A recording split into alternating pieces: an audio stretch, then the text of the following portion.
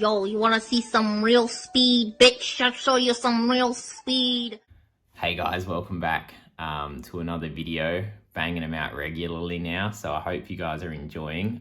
The previous rim brake video is doing pretty well. I was on my ride today, just back now, and I couldn't stop thinking about some upgrades I've made to my bike that I've seen as beneficial, that have definitely given me some free speed, helped me not get dropped by some of these A-grade mutants.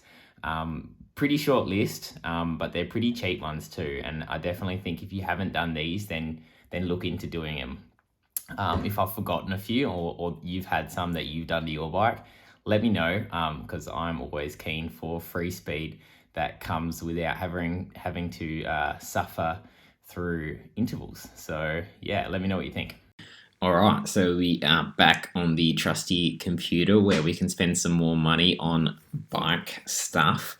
But at least today I have thought of some upgrades that will be on the cheaper side of things you can do in the cycling industry. Understanding it gets pretty expensive out there, so I'm not going to try and say that, you need to go get some 60mm wheels or some lightweight tubulars or any of that. We're going to keep it pretty cheap today. And first cab out the rank is a set of narrow handlebars.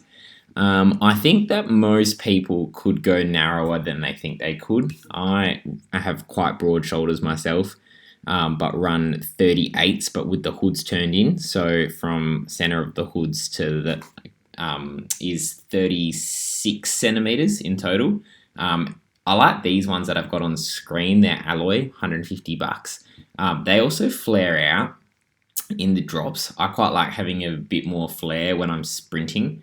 It just gives me that leverage that I'm used to, and it feels a lot more comfortable and a lot more stable. But then when I'm up in the hoods and down in my TT position, I definitely love having that narrow, elbows in line with your body, just trying to reduce that frontal area.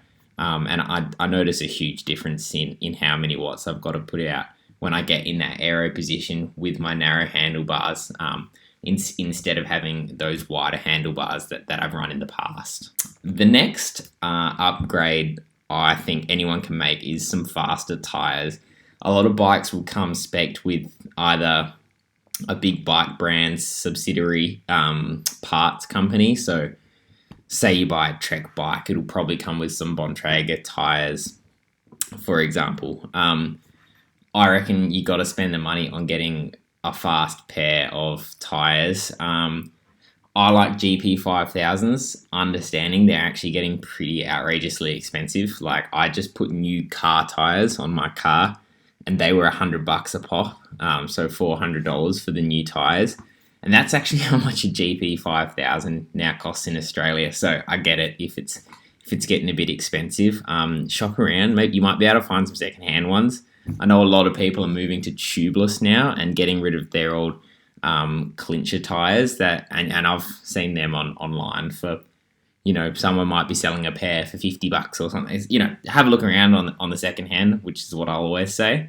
But other brands, Schwalbe Pro ones, they're a great tire. I'm currently using them on my Madone, on my 60mm tire, 60mm wheel set. Sorry.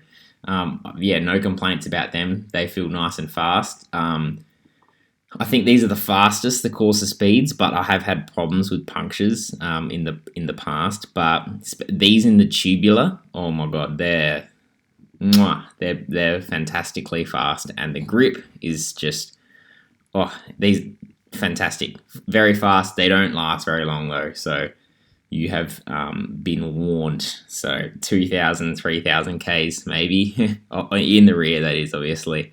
But yeah, they don't last that long, but they're fast, and that's what we're here for. The next is your clothing. Clothing is most of the frontal area of the bike. People get caught up on having an aero bike, aero wheels, aero everything. But what takes up the most and hits the most wind is your body. So try and make that as aerodynamic as possible and get a very tight fitting jersey. You don't have to wear your tight jersey or your skin suit when you're doing your training rides. But when you're racing, put on as tighter clothing as you can possibly squeeze your body into. It's going to feel so uncomfortable, and the zipper will feel like it's going to break. But it's lycra and it's stretchy, and it will shape to your skin. So just order small, and even if you can, go in and try and just keep going smaller and smaller and smaller until that thing looks like it's been painted onto you. And that'll save you every single wrinkle, every single crease that is on your jersey or on your neck somewhere.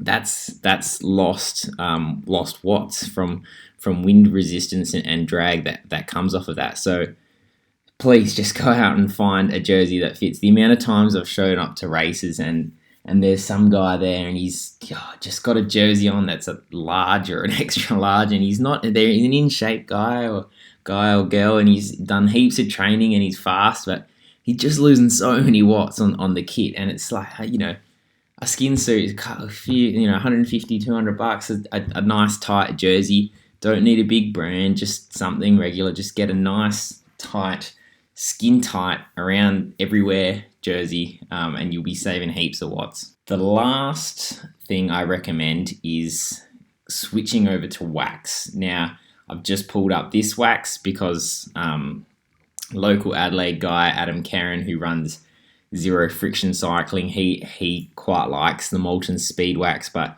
there's plenty of other options. You've got squirt lube if you're not into the full immersion waxing, and various other drip-based lubes. But if you can do it, go the immersion waxing. Take the chains off your bike and fully immerse them in the wax. It also saves you money because your stuff lasts so much longer. I get easily 10,000 plus Ks off of a chain now, whereas before I wasn't even getting close to that. So it's significantly faster. Google the graphs. There's videos on it. There's Adam Karen's got his own channel where he goes right into the numbers, but the savings are huge, and you're going to be putting lubricant on your chain anyway, so you might as well put the fast stuff on there. Spend a little bit of extra money, which ironically pays for itself anyway in equipment lifespan longevity, and just get the right thing and you'll be sweet. But yeah, like I said before, if you've got any more cheap upgrades, share them around, share the love. Everyone's here to go faster on their bike, and we're all here to buy upgrades. Obviously, go out and train your upgrades as well, but you can do both. Train, optimize your efficiency, get faster on the bike, get a better position, all that sort of stuff. But, dial in this sort of stuff, dial in your tires, dial in your handlebars, get some better kit, wax your chain, you'll be sweet. Thanks, guys.